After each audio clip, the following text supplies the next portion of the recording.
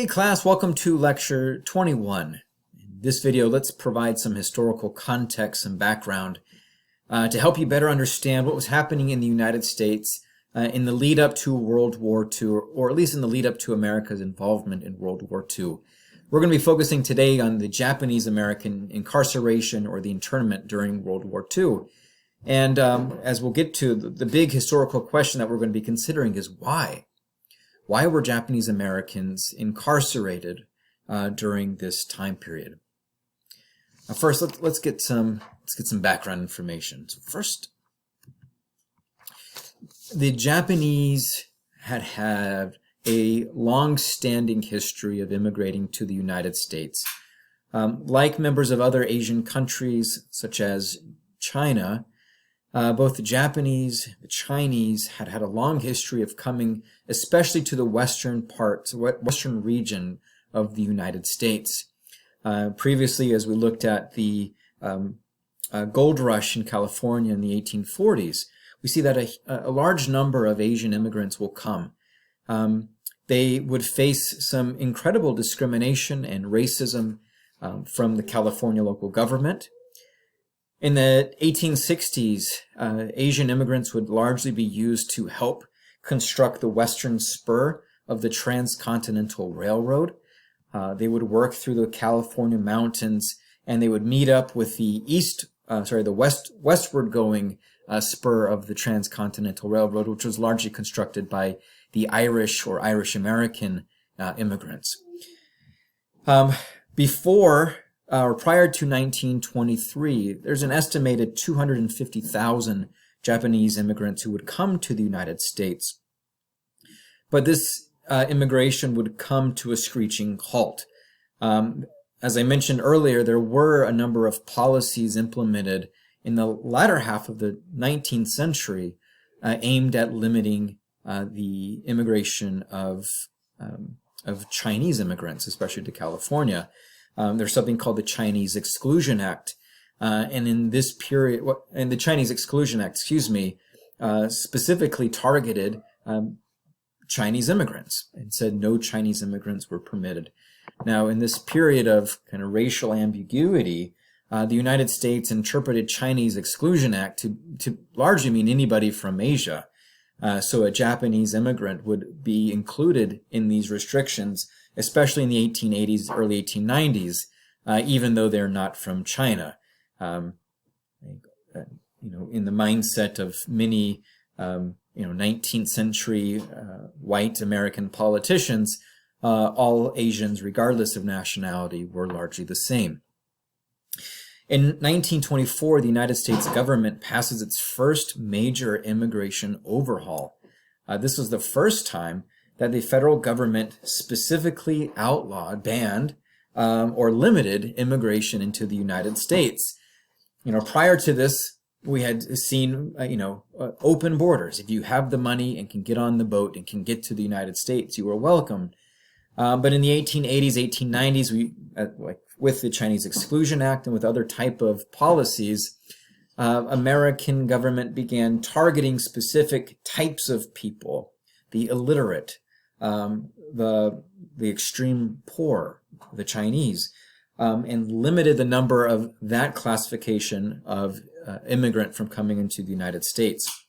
The Immigration Act of 1924 placed limits based off of the immigration numbers from 1890. Because of those, whatever the rates were of immigration in 1890, now fast forward 35 years to 1924, a portion of that percentage would be permitted into the United States. Why 1890? Why not 1920, 1910, 1900? Going off of census data, they chose the 1890 census because this was the time when, according to American politicians at the time, that they had the most desirable immigrants coming into the country, understood largely as Western and Northern European immigrants. After 1890, we see an influx of Catholic immigrants coming from areas like southern and eastern parts of Europe, in addition to other countries of the world.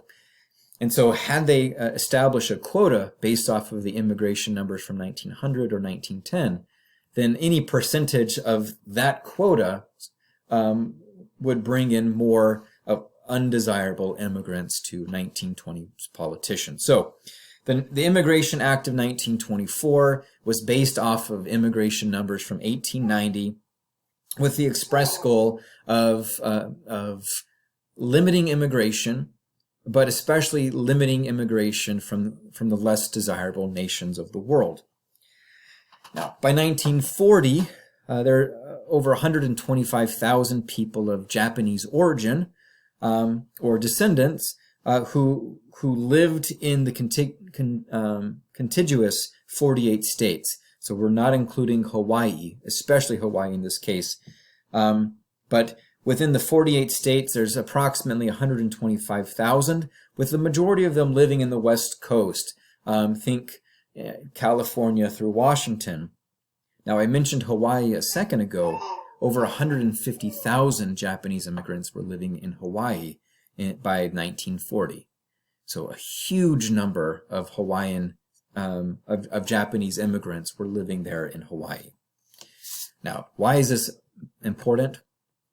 Well, because on December 7th, 1941, the Japanese military, you know the story, you've probably seen the Ben Affleck movie, but Japanese kamikaze pilots surprise attacked the American military base at Pearl Harbor. It was home of the United States Western Navy and caught America with its pants down around the ankles.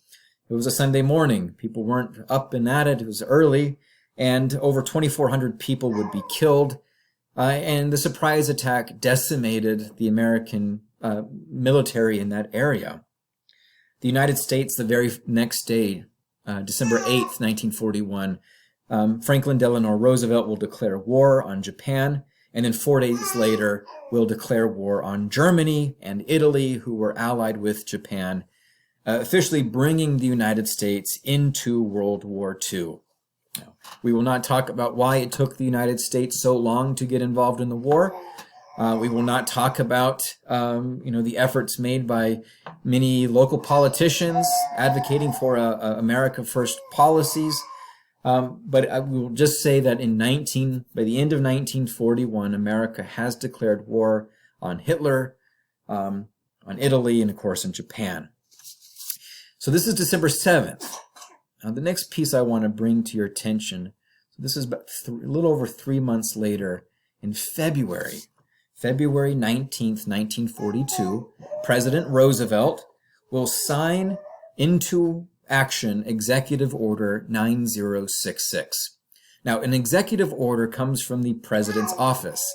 It carries the same weight as a law, but executive orders are often used in times when Congress does not have ample time to develop the language or come to agreement.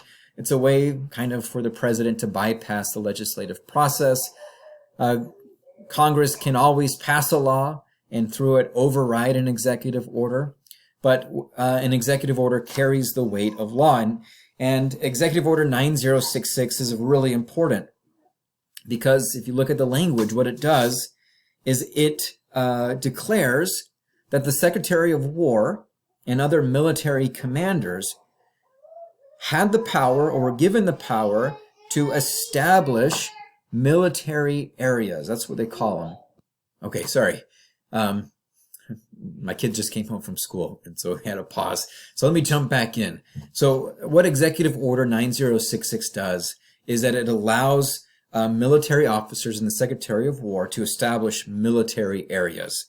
And these military areas would exist within the United States. You can see on this image here on the right, these are small camps that they form, relocation centers.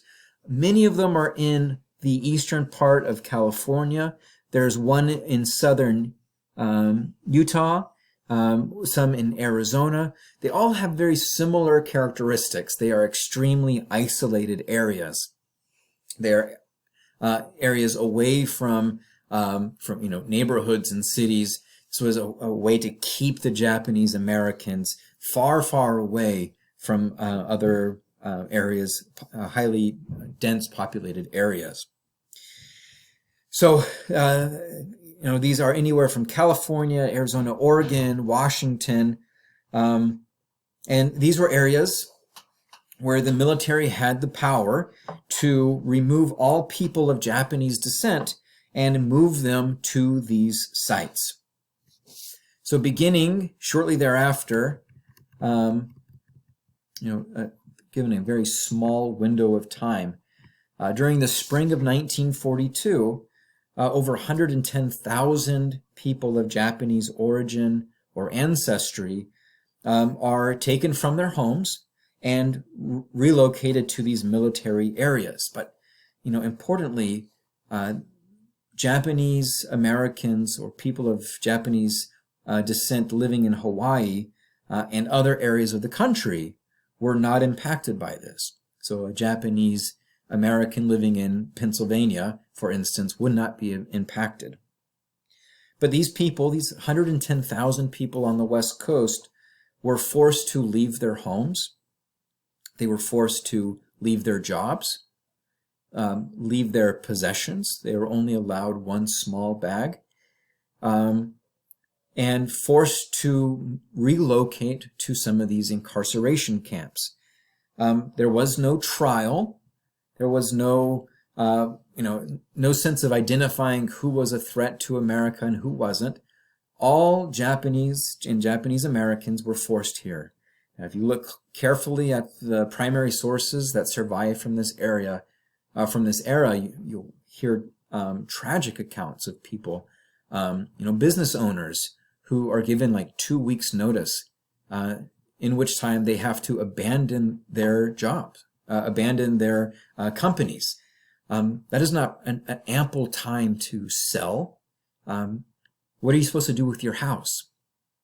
You're making mortgage payments, and suddenly you have to leave your job, and you're being forced to go stay in a camp for an indefinite period of time.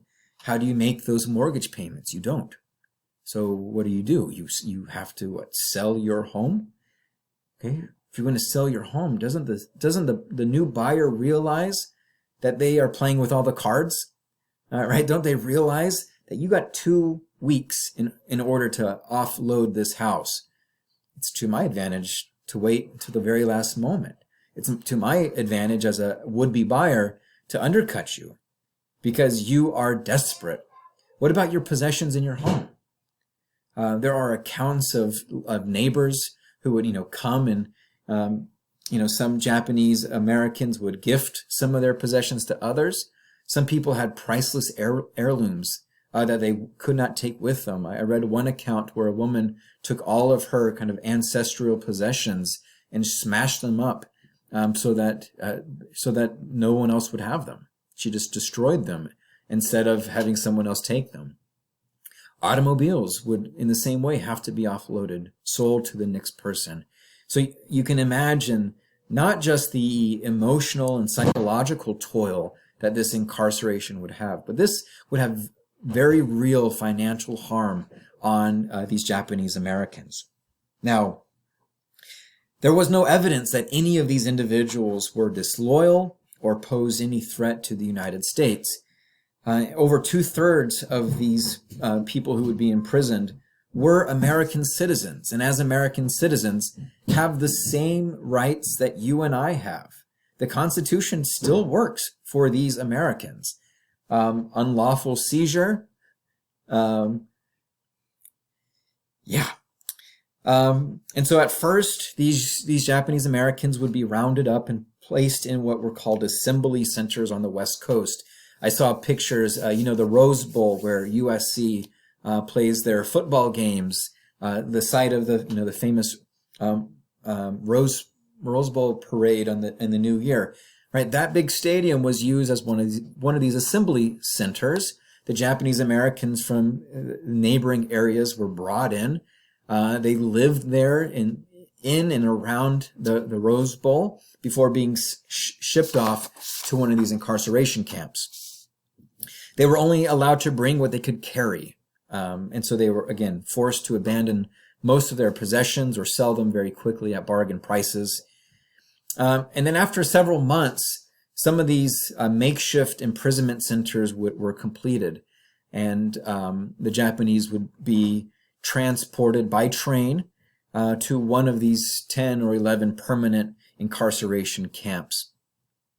Again, these camps were isolated. You'll see in the pictures, these are in the middle of deserts. These are surrounded, not by roads, and there are barbed wire fences set up around the outside of the gate, and there are armed guard, situated at guard towers. Those guns are not pointed out, right? The idea isn't that there's some type of enemy force coming in. The guns are aimed inward at the hostages, at the prisoners, keeping them from escaping. And as you'll see from the pictures, the living conditions were very militaristic. You have basic barracks, small living quarters. Families were placed. There were not like walls, rooms. Families would often live in, without walls, without doors. And they had very basic services. Schools were there. I think there were libraries, hospitals, to take care of some of their needs. Now, other groups. The federal government also incarcerated people of German and Italian descent, including some American citizens. However, people from these groups were not incarcerated in mass, based only on characteristics like their race and ethnicity, like the Japanese Americans. So I imagine some of my students, given our location here in Pennsylvania, and Pennsylvania's high percentage of German ancestry, during World War II, I would imagine that some of your ancestors might have been questioned for their loyalty, but Japanese Americans and German and Italian Americans were treated very differently, right? Americans with German or Italian background were only incarcerated if the government suspected them of disloyalty or believed that they were a threat. So overall, there were about 11,000 people of German descent and about 3,000 people of Italian descent who were imprisoned. So nowhere near the 110, 115,000 Japanese. Now, some government officials did advocate for a larger scale internment of these groups, just like the Japanese. But the idea was never implemented, and I think it's important to realize why. Both groups were much larger than the population of the Japanese. About 1.2 million people in the United States had been born in Germany, and another 5 million had two parents who were born in Germany. Over 2.4 million people had immigrated to the United States from Italy between 1900 and 1920. So unlike the Japanese immigrants from Germany and Italy could become naturalized citizens and were more socially integrated than Japanese Americans.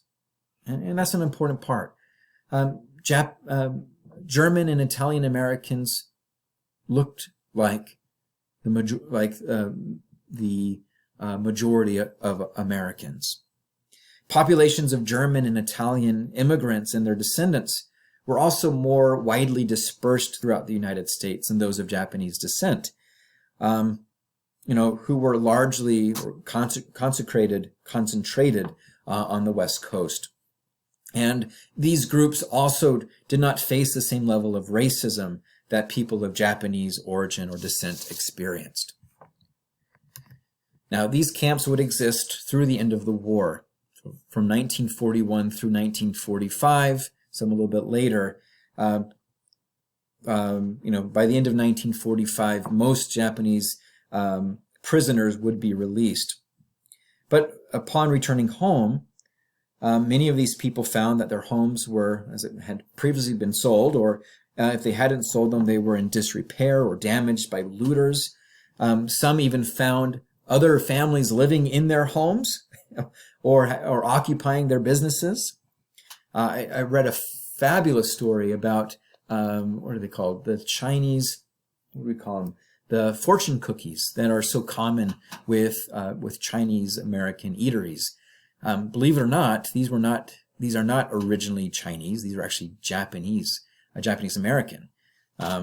A Japanese restaurant in San Francisco prior to the war had started creating these, and during World War II, because they were imprisoned, a local Chinese group began to took over these Japanese fortune cookies, and then it moved on. So there was lasting damage, like the fortune cookie forever became associated with China when it was originally Japanese. Now, many of these former Japanese prisoners were financially ruined by their incarceration and had to start over, had absolutely nothing. In 1948, the federal government approved $38 million to settle claims of property loss by those who were incarcerated. And this proved to be a small fraction of the actual value of that lost real estate. It would be decades before the federal government officially acknowledged the injustice of incarceration.